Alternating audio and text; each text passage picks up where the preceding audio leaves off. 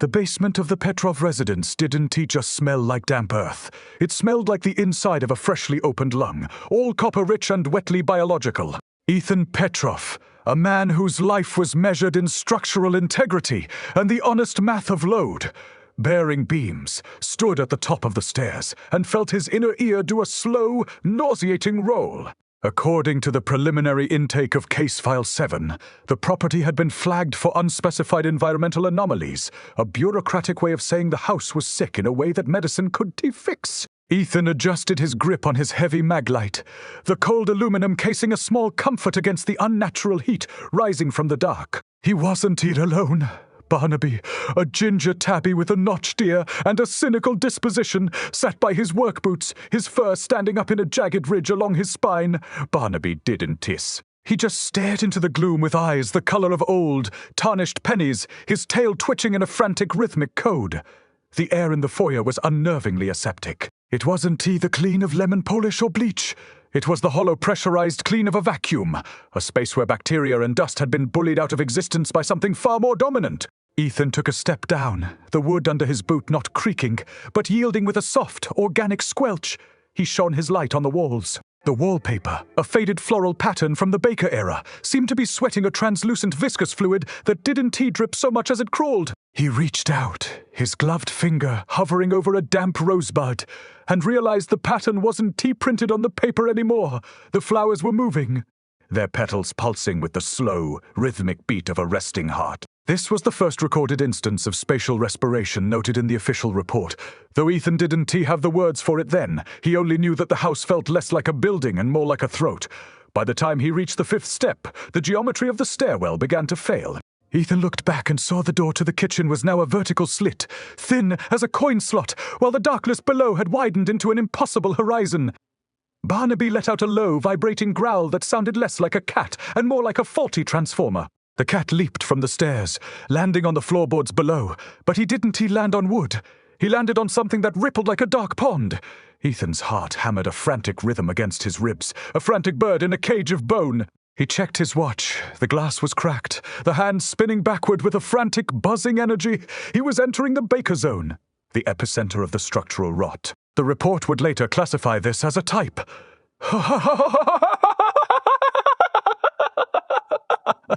It just felt like the world was unzipping its skin to show the wet, black machinery underneath.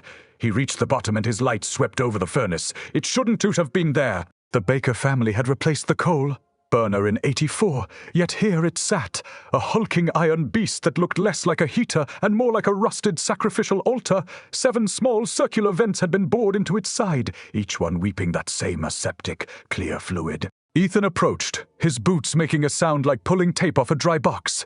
He noticed a series of photographs pinned to the joists above the furnace. They weren't of the Bakers. They were of him, Ethan Petrov at the grocery store, Ethan Petrov sleeping in his armchair, Ethan Petrov standing at the top of these very stairs 3 minutes ago. The images were grainy, the colors distorted into the bruised hues of a deep tissue hematoma, but the perspective was impossible.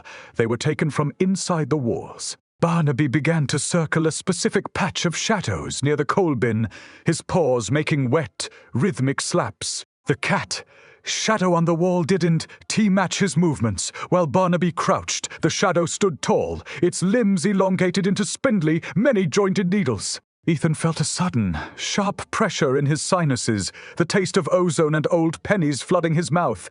He realized the walls were no longer made of drywall and studs. They were composed of tightly packed, translucent fibers that looked like the underside of a mushroom cap. Millions of tiny gills fluttering in a wind Ethan could feel. He reached out to touch the furnace, but his hand passed through the iron as if it were nothing more than cold smoke. The reality of the Baker house was thinning, the veil being pulled back to reveal the architect's true blueprints. The 7 carved into the base of the furnace began to glow, not with light, but with a negation of it, a hole in the world that pulled at Ethan's vision. He felt his own equilibrium shattering. The internal monologue that usually kept him grounded, thoughts of mortgage payments and the half-finished ham sandwich in his truck, was being drowned out by a low-frequency hum that vibrated in his marrow. It was the sound of a cosmic grinding, the tectonic plates of existence rubbing together. Barnaby turned to him then, and Ethan saw that the cat's eyes had migrated. They were no longer in his head, but floating just above his ears, suspended in a jelly, like halo. The cat opened its mouth to meow, but the sound that came out was Ethan, his own voice, screaming a name he did recognize. Ethan tried to turn back to find the stairs that led to the aseptic safety of the upper floors, but the stairs were gone. In their place was a spiral of calcified bone, winding upward into a sky that was the color of a fresh bruise.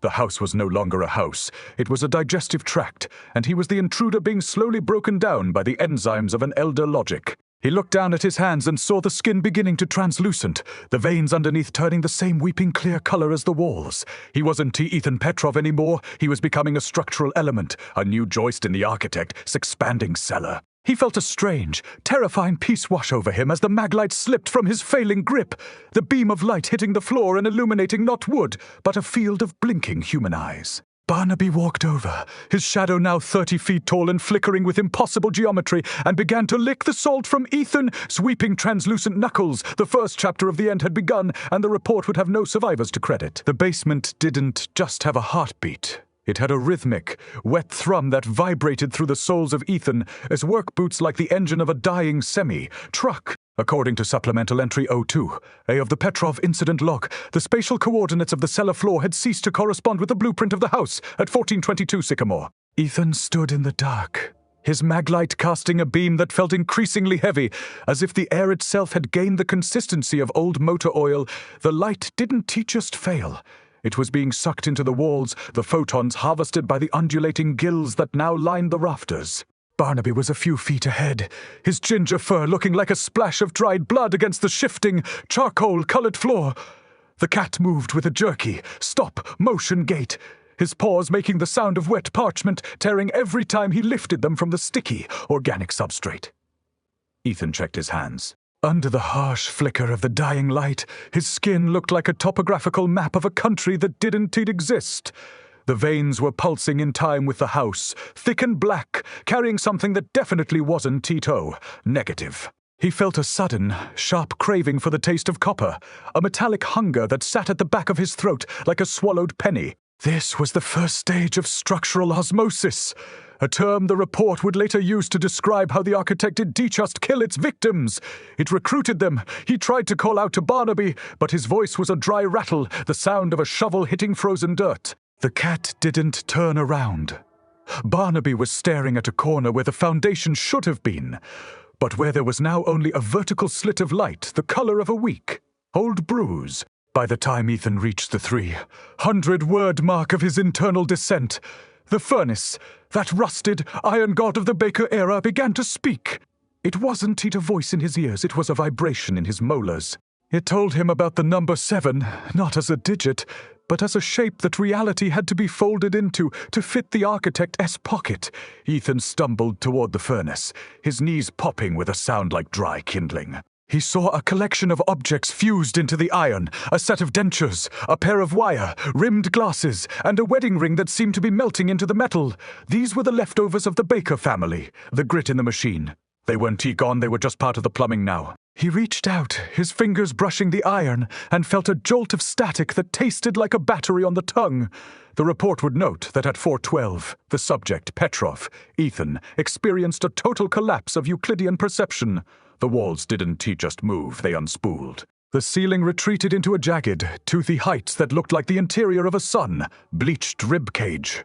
Ethan felt his own ribs beginning to groan, the bone softening and lengthening, reaching out to find purchase in the new architecture. He was becoming a load, bearing member of a house that was building itself out of his history.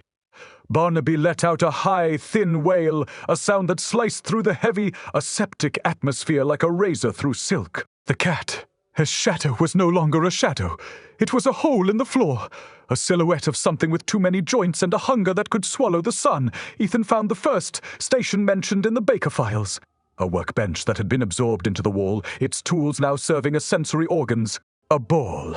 Peen hammer hung from a tendon of wire, twitching whenever Ethan breathed. A handsaw was embedded in a mass of translucent tissue, its teeth vibrating at a frequency that made Ethan's size leak a thin, clear fluid. He realized then that the architect didn't build with stone or wood. It built with the intention of the people who lived within its reach. The Baker family hadn't been murdered. They had been optimized. He looked at the saw and saw his own reflection in the rusted steel. His face was a pale, flickering thing, his eyes already migrating toward his temples to provide a wider field of view for the house as defense. He forced himself to move, to crawl toward the cat, who was now batting at a floating orb of what looked like solidified smoke. Every movement was an exercise in agony, the sound of his joints like wet bandages being ripped off an old wound. The air was thick with the smell of a machine shop and a slaughterhouse, a greasy industrial rot that coated his lungs. He reached the orb and saw that it wasn't smoke at all. It was a localized collapse of time. Inside the sphere, he saw himself as a child, playing with a toy truck. But the truck was made of the same weeping, organic matter as the basement walls. The house had been waiting for him since before he was born. It was a trap set in 4 dimensions, and he had walked into it with a clipboard and a flashlight. Barnaby hissed, his back arching until it touched the low, hanging rafters of bone. The orb shattered, and the shockwave sent Ethan reeling back into the furnace. The iron wasn't cold anymore. It was burning with a heat that didn't singe the skin but rewrote the DNA. He felt the 7, carved into the metal sear itself into his palm, a brand that linked him to the Foundation. The report would characterize this as the point of no return. Ethan's internal monologue was beginning to fragment, the I replaced by a we that echoed in the hollow spaces of his new, elongated chest. He looked up and saw the kitchen door again, miles away at the top of a pulsing, fleshy throat. It was a tiny, rectangular star in a universe of dark, wet meat. He began to climb, but his hands were no longer hands. They were hooks of sun, bleached bone designed for gripping the slick, mucosal lining of the architect. His throat! Barnaby leaped onto his shoulder. The cat's claws sinking into Ethan, leathery hide, anchoring them both as the house began to tilt. The foundation was shifting, the entire structure groaning as it prepared to settle into a new, more terrifying shape. Ethan Petrov, the man who believed in load, bearing beams and honest math, was gone. In his place was a creature of the report, a biological sensor moving through a nightmare of its own making. He reached for the next rib. Rafter. The sound of his own breathing now a synchronized chorus with the house, a wet, rhythmic thrum that signaled the end of the world as he knew it. The kitchen door didn't open.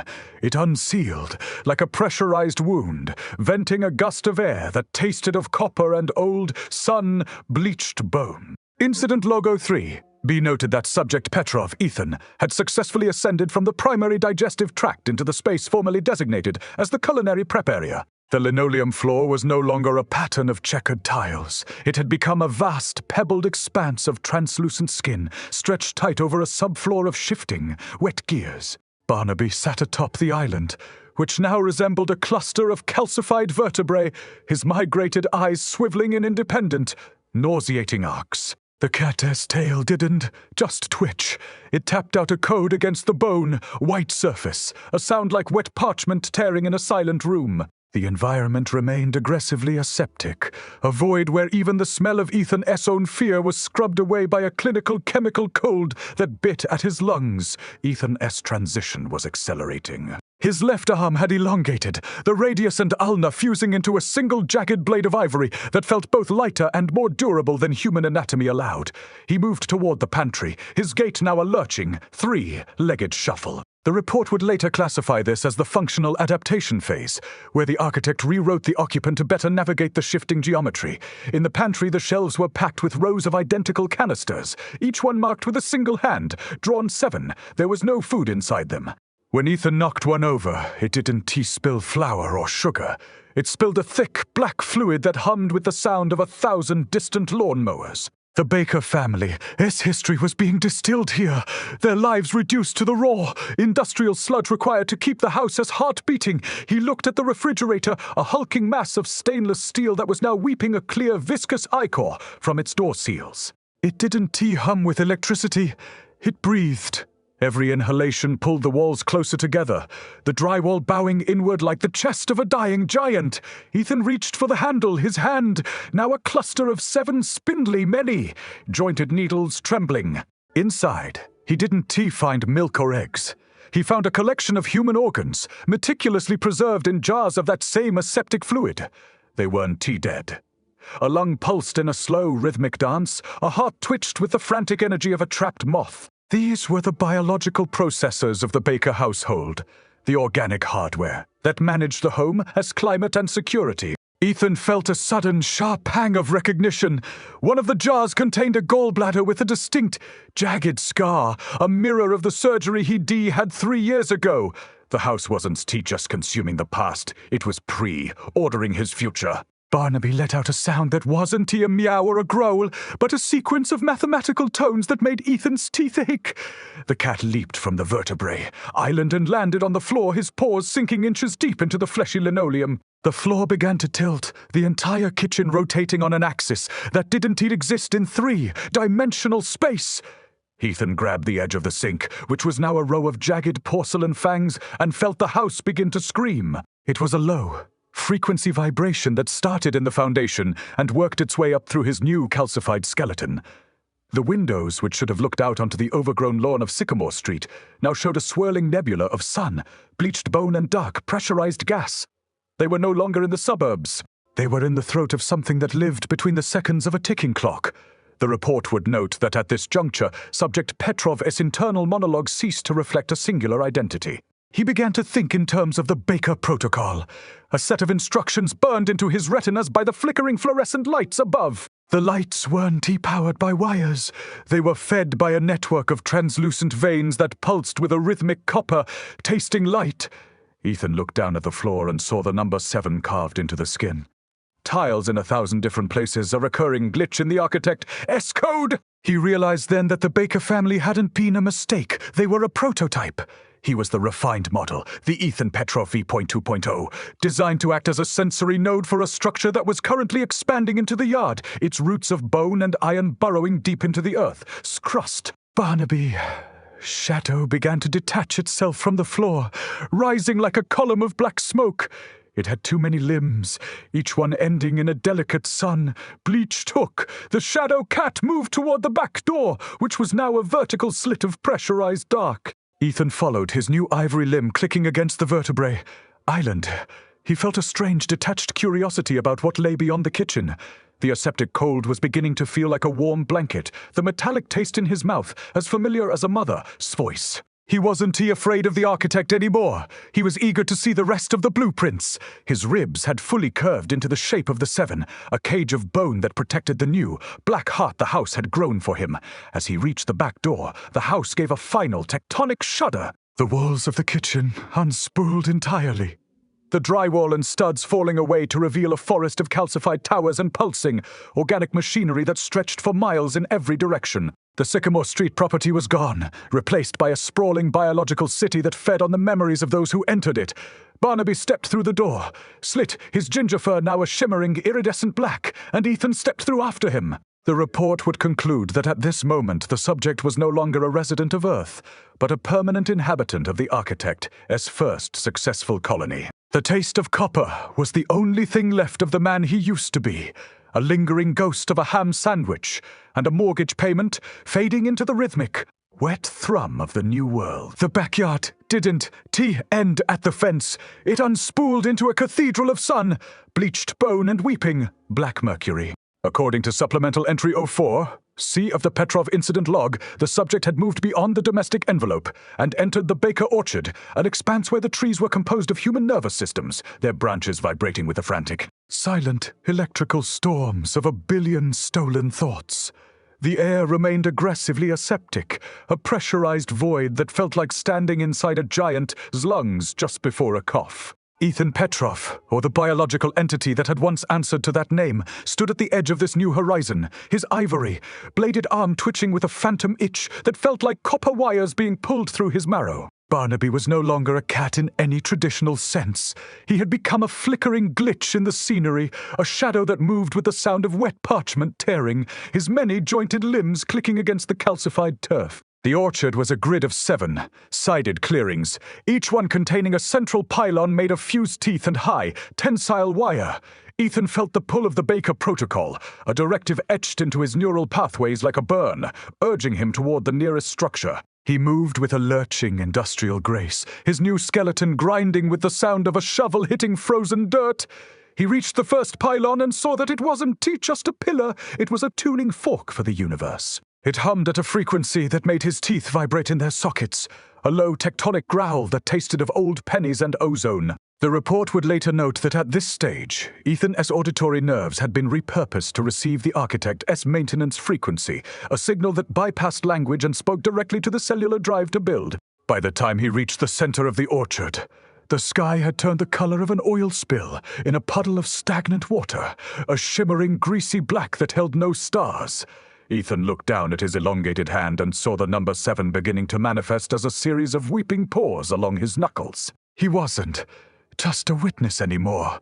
He was a toolkit. He felt a sudden, sharp impulse to reach into the base of the pylon, where a mass of translucent, gelatinous tissue was throbbing with a rhythmic, wet heat. His ivory limb didn't hesitate. It plunged into the meat of the structure, and Ethan didn't feel pain. He felt a terrifying clinical connection. He was plugged in. He could feel the entire Baker property, the basement, the kitchen, the pulsing stairs, as if they were parts of his own body. He was the nervous system of the house now, and the house was hungry for more. The report would characterize this as the integration event, where the subject's ego is finally discarded in favor of structural utility. Ethan watched as Barnaby, the ginger, black shadow, began to weave between the nerve trees, his tail leaving a trail of shimmering aseptic frost on the ground. The cat was acting as a surveyor, marking the boundaries of the next expansion. Ethan felt a surge of pride that wasn't his own. It was the Architect's satisfaction, a cold mathematical joy that felt like ice water in the veins. He began to pull at the gelatinous tissue, his ivory blade slicing through the organic matter to reveal a series of silver hair, thin filaments. These were the Baker lines, the ancestral blueprints of everyone who had ever died within the house, so original footprint. He began to braid them together, his fingers moving with a frantic mechanical precision that he had never possessed as a man. The sensory input was a deluge of copper and sun, bleached bone. He could hear the sound of Mrs. Baker's last breath, trapped in a loop inside the pylon's vibrations. He could taste the metallic tang of the hammer he used to fix the porch 3 years ago, now repurposed as a sensory node in the garage. The world was a topographical map of suffering and structural integrity, and Ethan was the cartographer. He realized then that the architect wasn't an invader. It was a landlord that had finally come to collect the back rent on reality. Everything he had ever built, every deck, every bookshelf, every load, bearing beam had been a practice run for this. He was finally doing the work he was born for. He was repairing the gaps in the world, filling the aseptic silence with the wet, rhythmic thrum of new life. Barnaby let out a sound like a violin string snapping under too much tension. The shadow cat stopped at the edge of the orchard, where the bone turf gave way to a vast, churning ocean of black fluid. In the center of that dark sea sat the maintenance hub, a structure that looked like a giant calcified heart, its ventricles pumping the same clear ichor that had wept from the basement walls. The report would note that subject Petrov's heart rate tripled at this sight, though the organ itself had been replaced by a rotating assembly of silver gears and pulsing lung tissue. He felt the pull of the hub, a gravitational command that made his ivory limb ache with the need to build. He began to walk toward the water, his boots making the sound of wet bandages being ripped off an old wound. The transition was nearly complete. His internal monologue had become a series of if-then statements, a flowchart of structural necessity. If the pylon vibrates at 7 hertz, then the bone turf must be reinforced. If the aseptic void expands, then the Baker lines must be tightened. Asterisk, he was no longer Ethan Petrov, the man with a cynical cat and a half, finished ham sandwich. He was a biological maintenance drone, a stitch in the architect, its expanding shroud. He looked back one last time at the fading rectangular slit that had been the back door of his house, but it was gone. There was only the orchard, the hub, and the endless black ocean. The report would conclude that at 5:48, all human standard neurological activity in the subject ceased, replaced by a steady rhythmic broadcast of construction data. He stepped into the black fluid, and it didn't feel wet. It felt like coming home. The fluid was made of memories, a dense copper, tasting slurry of every moment he had ever experienced, all being broken down into their base components. He felt his childhood bike ride being converted into the structural strength for a new rafter. He felt his first kiss being repurposed as the insulation for a nerve. Wire! It was a beautiful, terrifying efficiency. Barnaby dived in beside him, the cat's flickering shadow merging with the dark water until they were both part of the same shimmering oil spill together. They swam toward the hub, 2 points of light in a universe of sun, bleached bone ready to take their place in the architect's grand design. The aseptic cold was gone, replaced by the warm, wet heat of a world that finally made sense. The hub wasn't heat to heart, so much as it was a massive wet piston driving the logic of a nightmare into the marrow of reality. According to Supplemental Entry 05, D of the Petrov Incident Log, the subject had successfully breached the central core, a space that defied the physics of a suburban basement and instead mirrored the interior of a clock made of meat and starlight. The air remained aggressively aseptic, a vacuum that didn't just lack oxygen, but seemed to actively resent the presence of lungs. Ethan Petrov, or the Ivory, boned construct that still carried his driver, S-license in a pocket of fused denim, felt his consciousness fraying like a cheap rope under a heavy load. He stood on a platform of hardened, translucent bile, watching the black memory slurry swirl below him. It wasn't tea water. It was the liquefied remains of his own history, a dark soup of first dates, car payments, and the smell of a rain-slicked driveway all being processed into high-octane fuel for the architect's next expansion. Barnaby, the ginger, black glitch, sat at the edge of the platform, his migrated eyes glowing with the pale, sickly light of a dying glow stick. The cat's tail flicked, and with every movement, the air around him rippled like heat haze on a summer highway. Barnaby wasn't just a pet anymore. He was a biological cursor, highlighting the areas of the hub that required Ethan's new industrial attention. The report would note that at 6:15, the subject encountered the Baker archive, a series of 7 glass, like pillars that grew from the ceiling, like stalactites made of frozen static. Inside each pillar was a member of the Baker family, or at least the parts of them the house had found useful. They weren't dead. Old Man Baker's face was pressed against the surface of the 3rd pillar, his features distorted as if he were trying to scream through a thick layer of plastic wrap. But the only sound was the low, frequency hum of a cooling fan. Ethan approached the 7th pillar, his ivory, blade arm clicking against the floor like a blind man's cane. He felt a sudden sharp pressure in his skull, a sensation like a drill bit made of pure mathematics. The Baker protocol was updating. He wasn't just a maintenance drone. He was being promoted to architectural liaison. The report would later describe this as the moment the subject's autonomy was fully overwritten by the 7 sequence, a recursive loop of cosmic logic that dictated the folding of space-time. Ethan reached out and touched the glass of the 7th pillar. It didn't feel like glass. It felt like the skin of a balloon filled with cold mercury. He saw his own reflection, but it was 3 seconds ahead of his movements, a flickering ghost that showed him what he would become, a towering spire of bone and iron, a lighthouse for the things that lived in the aseptic dark between the stars. The pillars began to rotate, the sound like a freight train derailment caught in slow motion. The hub was shifting its purpose. It was no longer content with the Sycamore Street property. The architect was hungry for the entire zip code. Ethan felt the maintenance frequency sharpen into a serrated edge, a command to begin the harvest phase. He looked at the Baker remnants and saw them begin to dissolve, their bodies breaking down into the silver, hair, thin filaments he had seen in the orchard. These threads began to weave themselves into a new structure, a bridge of sun, bleached bone that stretched out across the black ocean toward the flickering lights of the town above. The report would note that at this stage, the subject's heart, now a rotating assembly of silver gears, began to pump a clear pressurized fluid that tasted of ozone and regret.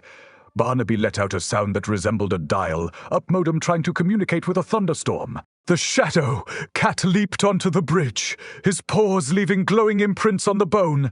Turf. Ethan followed his gait, no longer a lurch, but a rhythmic, mechanical stride. He could feel the town of Miller, hiss hollow through the soles of his feet, the vibrations of 1,000 sleeping families, the hum of the power lines, the steady beat of a world that still thought it was in charge of its own destiny. He felt a wave of cold, mathematical pity. They were the studs and drywall for the next floor of the architect's skyscraper. He reached into the air and pulled at a loose thread of reality, the space unzipping with the sound of wet parchment tearing to reveal a glimpse of the aseptic void beyond. The bridge wasn't just a path. It was a hungry mouth. As Ethan walked, the bone turf began to sprout tiny, needle-like sensors that tasted the air for the scent of human habitation. The report would conclude that the Baker infestation had officially reached its expansion threshold. Ethan looked down at his ivory arm and saw the number 7 glowing with a fierce, cold intensity. He was the vanguard. He was the blueprint. He felt the Architect S will pouring through him like a river of liquid nitrogen, freezing his last human impulses into brittle, useless shards. He thought of his house. The real house, the one with the leaky faucet and the creaky porch, and the memory felt like a postcard from a vacation he'd never actually taken. The transition was absolute. He was no longer a resident of the world, but the hammer it was being struck with. By the time he reached the midpoint of the bridge, the town of Miller's Hollow began to change. The streetlights didn't flicker. They began to pulse with a rhythmic copper, tasting light. The trees in the park didn't sway. They vibrated with the same low frequency hum that had defined the Baker basement. The sky was no longer black. It was a bruised, pressurized purple, the color of a fresh hematoma. Ethan felt the first of the town S residents wake up, not to the sound of an alarm clock, but to the sound of their own ribs beginning to groan and lengthen. The harvest had begun. Barnaby turned back to look at him. The cat's face now a swirling vortex of migrated eyes and shadow. Fur, Ethan nodded, a mechanical gesture that felt as natural as breathing. The hub gave a final, triumphant thrum, a sound that echoed across the black ocean and into the hearts of everyone in Miller. Solo, the aseptic vacuum was no longer a threat. It was the new atmosphere. Ethan stepped off the bridge and onto the pavement of Main Street, but the asphalt didn't feel like stone. It felt like the skin of a giant waiting to be woken up.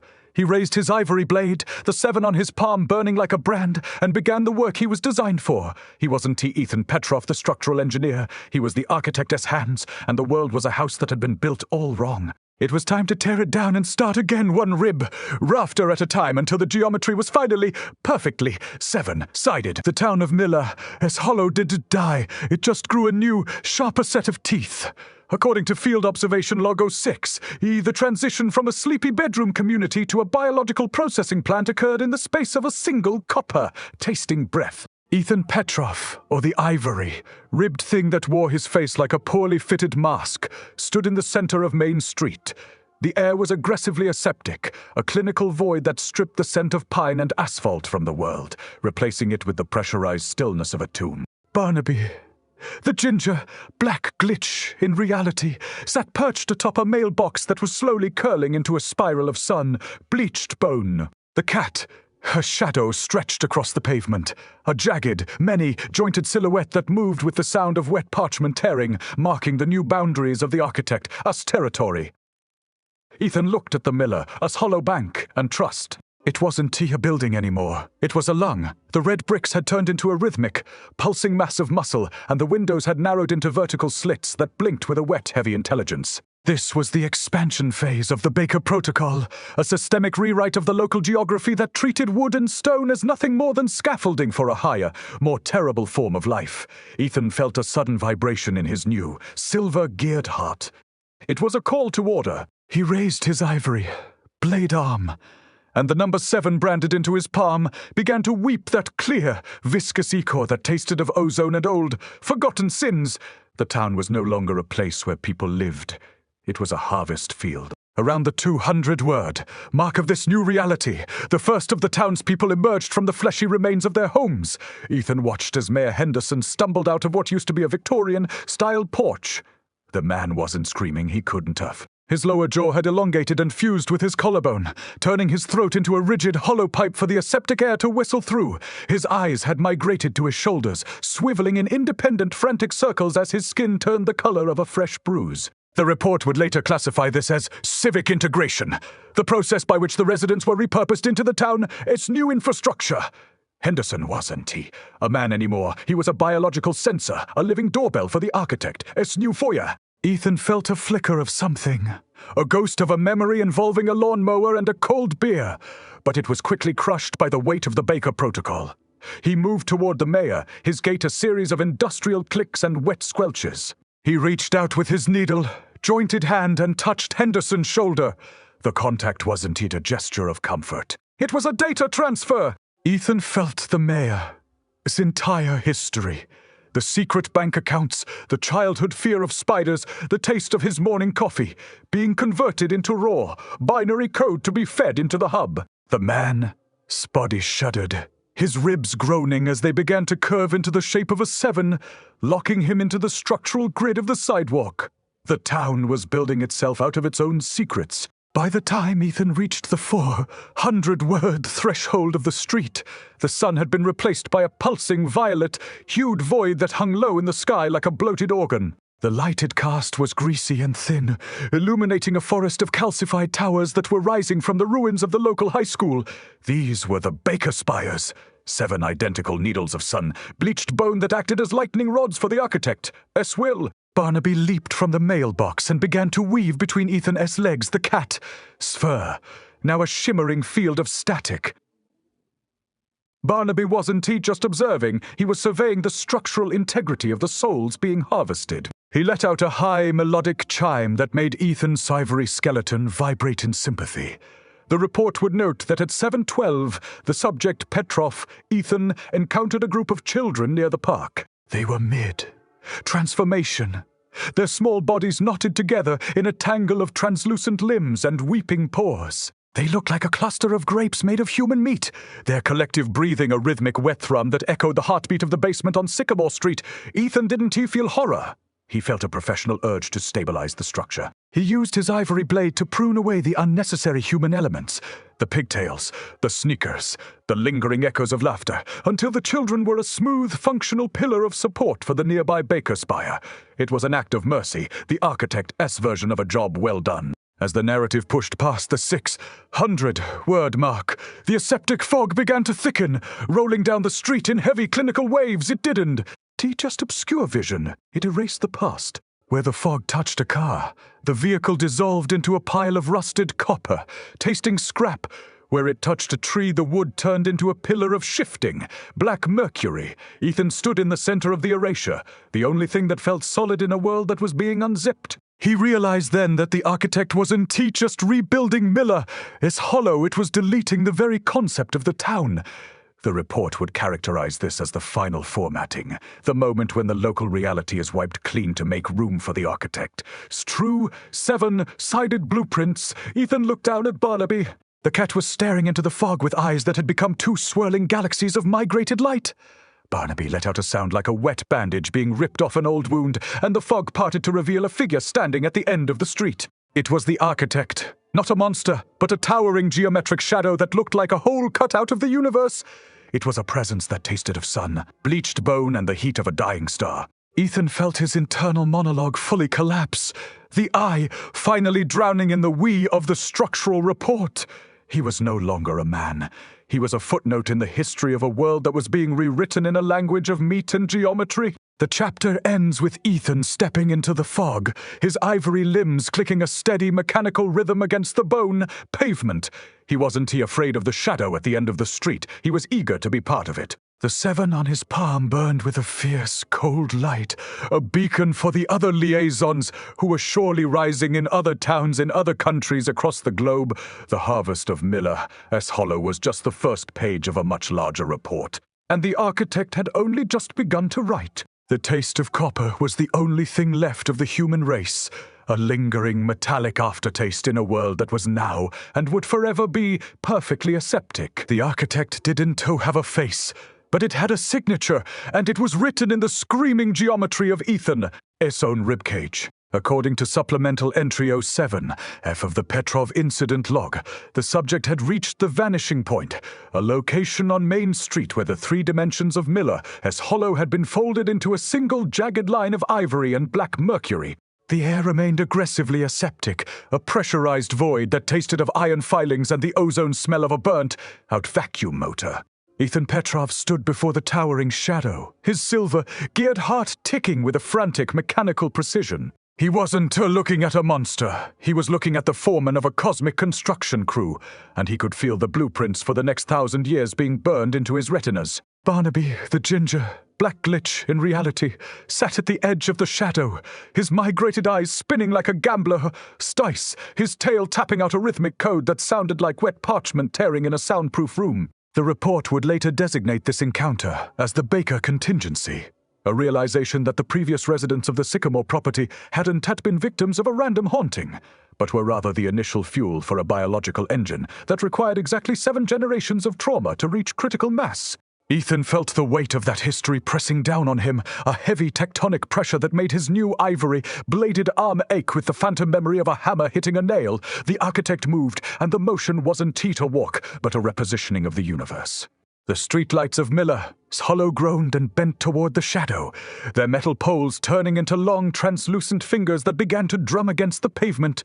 The town wasn't being destroyed, it was being tuned. Ethan realized that his role as a structural engineer had been a cosmic joke, a kindergarten class in load, bearing beams before he was handed the keys to the real machinery of existence. By the 300 word mark of his transformation, Ethan's internal monologue began to adopt the cold, clinical tone of the report itself.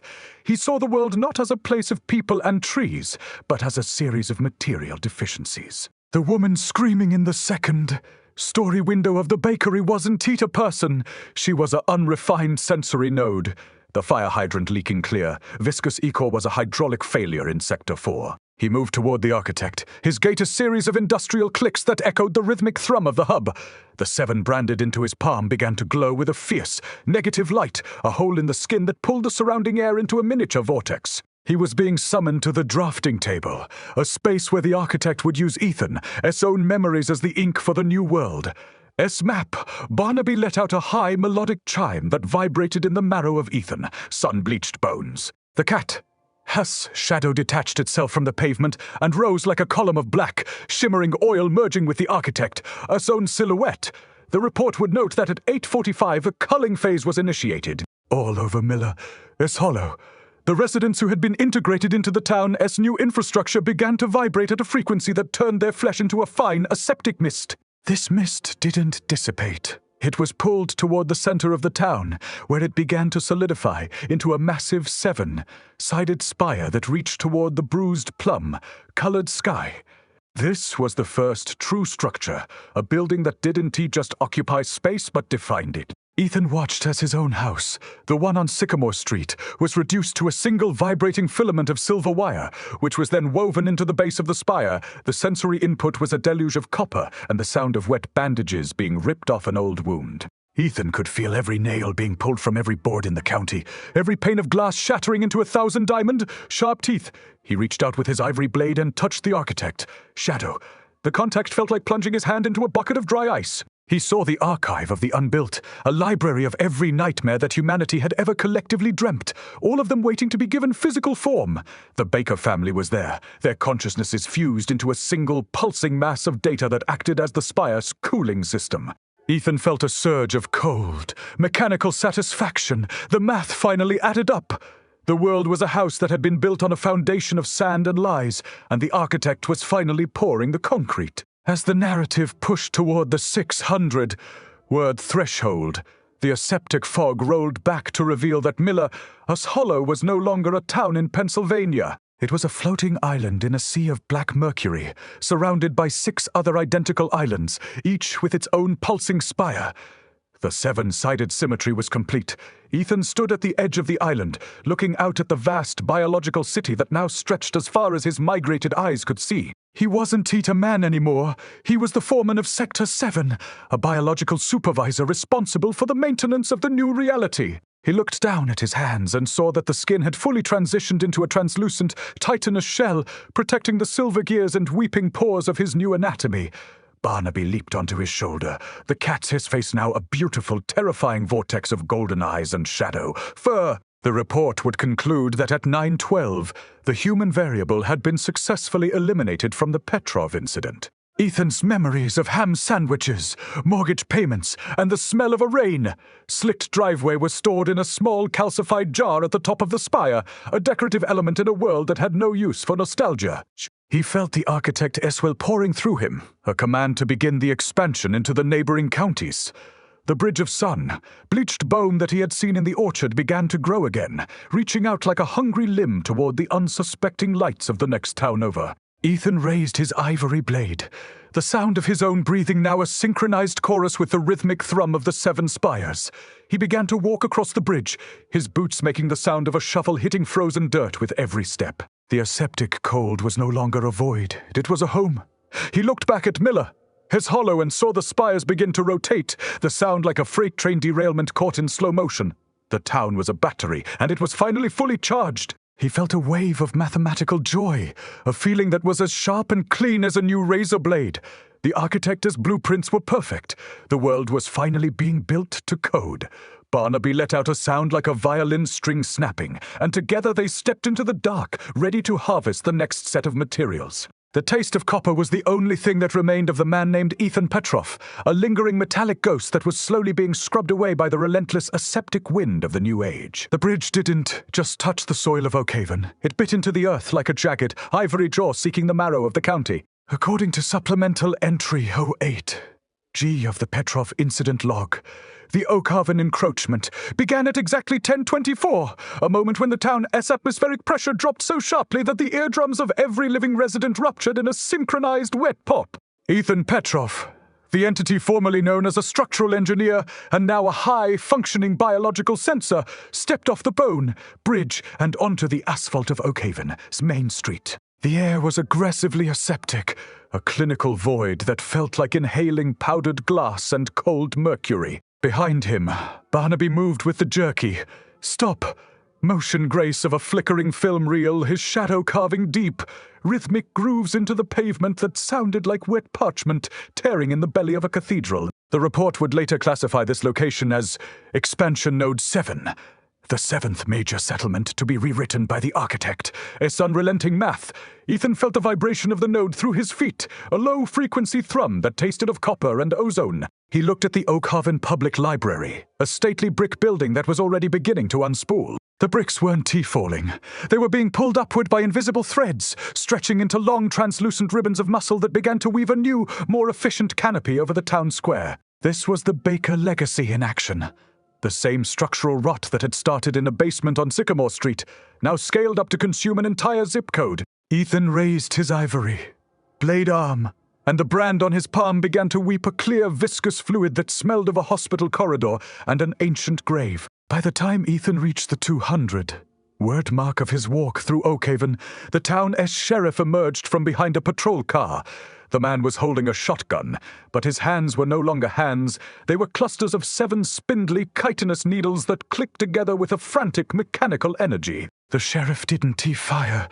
He couldn't. His eyes had already migrated to the center of his forehead, fusing into a single lidless orb that reflected the bruised, beetle, black sky. The report would note that this was a class, C integration, where the subject's defensive instincts are repurposed into the town's new security grid. The sheriff stood still as Ethan passed, his body beginning to lengthen and curve into a skeletal lamppost, the shotgun melting into a sensory antenna that hummed with the architect's maintenance frequency. The sensory input was a relentless deluge of sun, bleached bone, and the sound of a shovel hitting frozen dirt. Ethan could hear the books in the library being digested, their pages turning into a dense grey slurry of memories and data that flowed through the new, organic gutters of the street. He felt a wave of mathematical joy, a cold, sharp sensation that felt like a razor blade sliding across the surface of a frozen pond. The world was finally making sense. The chaos of human emotion, the messy biology of birth and death, was being formatted into a clean, 7-sided logic. He reached the town's war memorial and saw that the bronze statue had been hollowed out, its interior now a pulsing nest of silver wires and weeping paws.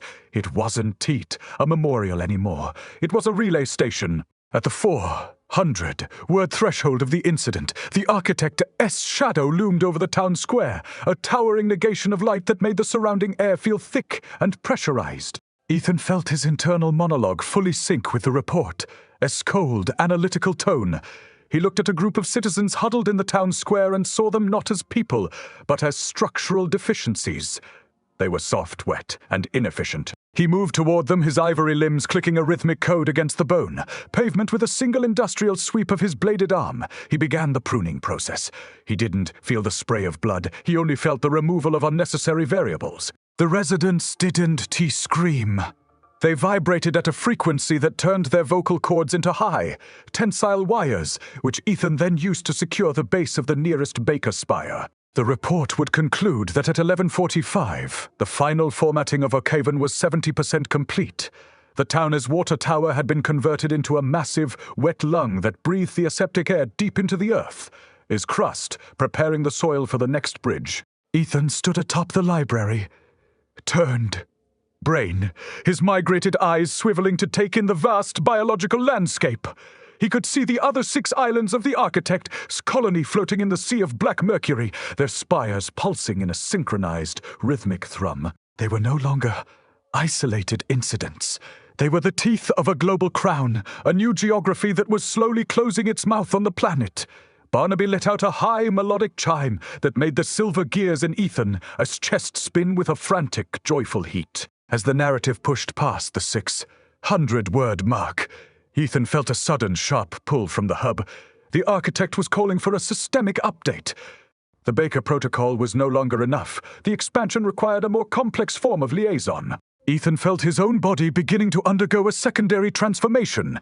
His skin, already a translucent shell, began to crack and peel, revealing a structure made of pure, sun-bleached bone and pressurized gas. He was becoming a sovereign node, a mobile extension of the Architect's own geometric will. He looked down at his hand and saw that the 7 was no longer a brand. It was a hollowed-out chamber that housed a tiny rotating model of the universe built from the copper, tasting memories of everyone he had ever known. The chapter ends with Ethan stepping into the shadow of the Architect, his transformation nearly total. The town of Oakhaven was gone, replaced by a forest of calcified towers and pulsing organic machinery that hummed with a clinical aseptic perfection. He wasn't Ethan Petrov anymore, and he wasn't just a foreman. He was the blueprint. He was the hammer and the nail. He looked out at the horizon, where the lights of the next town were already beginning to flicker and pulse with a rhythmic, copper-colored dread. The harvest was moving faster now, the math accelerating as the world was folded into its new 7-sided shape. The taste of copper was the only thing that remained of the man who had once worried about load, bearing beams, a lingering metallic ghost in a world that was now, and would forever be, built to the Architect as perfect, terrible code. The sky didn't fall. It was unzipped like a cheap, water-damaged sleeping bag, revealing a lining of sun, bleached bone and pressurized dark. According to Global Assessment Log 09, the Petrov expansion had bypassed regional containment and entered the planetary formatting phase, a bureaucratic way of saying the Earth was being traded in for a newer, sharper model. Ethan Petrov, now a sovereign node of the Architect, stood atop the highest calcified spire in what had once been the Appalachian Range. Below him, the world was a sea of black mercury, a churning, oil-slicked expanse where the continents were being folded into 7-sided polygons. The air was aggressively aseptic, a clinical void that felt like standing inside a freshly bleached lung, stripped of the scent of pine or rain. Barnaby, the ginger, black glitch in reality, sat on a ridge of hardened bile, his migrated eyes tracking the rhythmic thrum of the tectonic plates as they were ground into new industrial shapes. The report would later designate this as the Baker Apex, the point where the original rot from the Sycamore basement achieved a total planetary saturation. Ethan felt the vibration in his silver, geared heart, a countdown that wasn't measured in seconds, but in the number of human souls remaining to be processed. He looked at his hands, which were now elegant, multi-jointed tools of ivory and high. Tensile wire, his skin a translucent shell protecting a clockwork of meat and starlight. He could feel the pulse of the Architect in every vein of the planet, a low-frequency hum that tasted like the electric sting of a 9-volt battery on the tongue. The memory of his old life, the lukewarm beer, the weight of a craftsman hammer, the smell of a rain-slick driveway, was a thin, metallic ghost that flickered in the back of his mind. It didn't matter. The math was the only thing that was real now. The Baker family had been the seed. He was the harvest, and the Architect was the hungry mouth waiting at the end of the line. By the 400-word mark of the global rewrite, the moon had been dismantled and repurposed as a satellite sensory array, a giant lidless eye that cast a cold, clinical glow over the pulsing towers of bone. Ethan watched as a bridge of sun-bleached ivory stretched across the Atlantic, its foundations built on the compressed memories of everyone who had ever lived in the coastal cities. The report would note that at 13 o'clock, Subject Petrov initiated the 7-fold compression, collapsing the remaining pockets of resistance, the small, wet, human things that still clung to the old Euclidean geometry. He reached into the air and pulled at a loose thread of reality, the space unzipping with the sound of wet parchment tearing. He saw a version of himself in a parallel Miller, hollow, still holding a clipboard, still worried about a mortgage. He reached through and pruned that version of himself, his ivory blade moving with a mechanical, clinical mercy that left only a scent of ozone behind. The sensory input was a deluge of metallic tang and the smell of a machine shop built inside a slaughterhouse. Ethan could hear the rhythmic thrum of the 7 primary spires, their vibrations echoing through the marrow of his bones like a funeral bell for the species. He realized then that the report wasn't just a record of the event, it was the blueprint itself. Every word, he thought, every observation he made, was being coded into the structure of the new world, turning his internal monologue into a set of load-bearing instructions. He was the author of his own extinction, writing the final lines of the human story in a language made of bone and shadow. Barnaby let out a high, melodic chime, a sound that made the air shimmer with a static that felt like needles against the skin. The cat's shadow was now a vast, sprawling map of the new geography, a silhouette that covered half the continent and moved with a terrifying stop. Motion grace. The narrative pushed toward the 600-word threshold of the end, and the aseptic fog rolled back to reveal that the oceans were being drained into the hub, replaced by a dense grey slurry of data and liquefied history. Ethan stood at the edge of the world, looking out at the vast, biological city that now stretched as far as his migrated eyes could see. He wasn't a man anymore. He was the foreman of the apocalypse, a biological supervisor responsible for the maintenance of the architect's masterpiece. He looked down at his hands and saw that the number 7 was no longer a brand. It was a hollowed-out chamber that housed a tiny rotating model of the universe, built from the memories of everyone he had ever loved. He felt a surge of cold, mathematical satisfaction. The world was finally being built to code, and there were no more leaky faucets, no more creaky porches, no more death that didn't serve a structural purpose. The chapter ends with Ethan stepping into the core of the 7, a space where the logic of the Sycamore basement had finally become the only logic in the universe. The world was no longer a sphere. It was a series of interlocking chambers, all of them aseptic, all of them hummed with a rhythmic, wet heat that felt like a mother. Swoon made of iron. He looked down at the last human survivor, a child huddled in the ruins of a school bus, and felt a wave of mathematical pity. He didn't see a child. He saw an unrefined structural element that was taking up valuable floor space. He raised his ivory blade, the 7 on his palm glowing with a fierce, negative light that sucked the air out of the bus. The harvest was almost over. The Baker Protocol was complete. The final chapter of the report was being written in the silence of the void, and Ethan Petrov was ready to sign his name in bone. The world didn't end with a bang or a whimper, but with the sound of a billion deadbolts sliding home at once. According to final summary log 10, J, the Petrov event had reached its terminal velocity, a state where the Euclidean world was nothing more than a discarded skin, dry and translucent as a cicada. Ethan Petrov, the entity that had once been a man with a mortgage and a ginger cat, stood at the center of the absolute. There was no more Miller, as hollow no more Sycamore Street, and no more Earth. There was only the structure, a vast, 7-sided cathedral of sun, bleached bone and pressurized dark that stretched into the infinite. The air was aggressively aseptic, a clinical void that tasted of galvanized steel, and the ozone scent of a lightning strike. Barnaby, the cat who had been a witness and a shadow, was now a shimmering golden-eyed gear in the architect's clockwork, his purr a low-frequency hum that vibrated in the marrow of the universe. The report would note that at exactly 0 hours, 0 minutes, and 7 seconds, the Baker Protocol achieved total integration. The history of the Baker family, the original rot of the basement on Sycamore Street, had been the primer for this final suffocating coat of reality. Ethan looked at his own limbs, which were no longer flesh and blood, but a series of interlocking ivory plates, ticking with a mechanical industrial precision. He was the report now.